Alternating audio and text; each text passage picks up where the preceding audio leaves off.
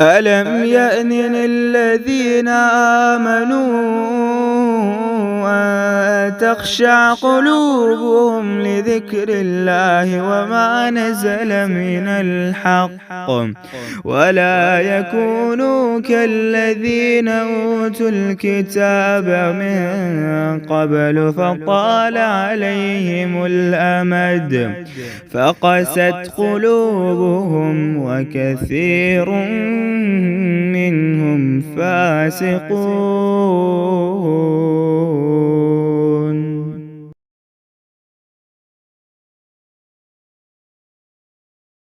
لو انزلنا هذا القرآن على جبل لرأيته خاشعا متصدعا من خشیت اللہ.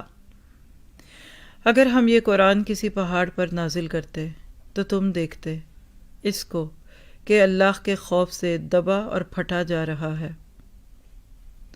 یعنی تم نے 27 پارے پڑھ لیے، تمہارے اندر کیا تبدیلی آئی یہ تم جانو، تمہارا دل جانے. لیکن یہ قرآن کو اتنی ہلکی چیز نہیں ہے، یہ کوئی اتنا معمولی کلام نہیں ہے کہ تم اس کو روز سنو اور تمہارے دل پہ کوئی اثر ہی نہ آئے، تمہیں کچھ محسوس ہی نہ ہو، اور تم جیسے تھے ویسے ہی نکل کے چلے جاؤ اور خوشیاں مناؤ کہ ہمارا دورہ قرآن پرسوں پورا ہو رہا ہے، ایک اور دورہ قرآن ہماری ڈکشنری میں آ گیا، ایک البم میں اور صفحہ ڈال دیا، دیکھو میرے نوٹس 1 سال کے اور جمع ہو گئے. خوشیوں کی بات تو ہے، لیکن صرف یہ نہیں.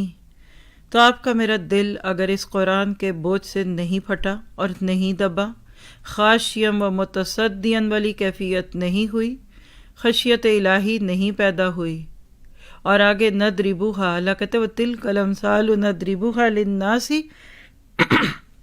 لَعَلَّهُمْ يَتَفَكَّرُونَ. ہم مثالیں بیان کرتے ہیں لوگوں کے لیے تاکہ وہ تفکر کریں، وہ غور و فکر کریں، وہ سمجھنے لگ جائیں. اگر آپ کے میرے دل کی یہ کیفیت نہیں ہوئی تو ہمیں 1 سال کا دورہ قرآن پھر اور کرنا پڑے گا، اور نہیں پتہ اگلا سال زندگی کا ہے بھی کہ نہیں. اور قرآن صرف رمضان کے لیے تو نہیں آیا تھا. پھر آپ کو مجھے فوراً ہی اپنے آپ کو دوبارہ بک کرنا پڑے گا اس کتاب کو مزید سیکھنے کے لیے، کیونکہ قرآن کا محل دل ہے.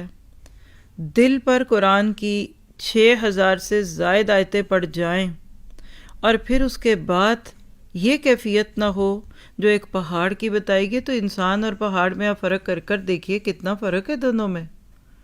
پہاڑ تو بہت مضبوط چیز ہے، قرآن انسان تو بڑا چھوٹا ہے، بڑا کمزور ہے، بڑا رقیق القلب ہے ایک انسان.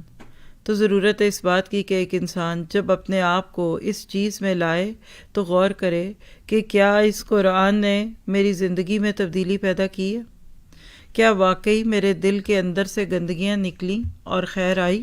الحمدللہ آتی تو ہے، اور قرآن ہی اس کا علاج ہے.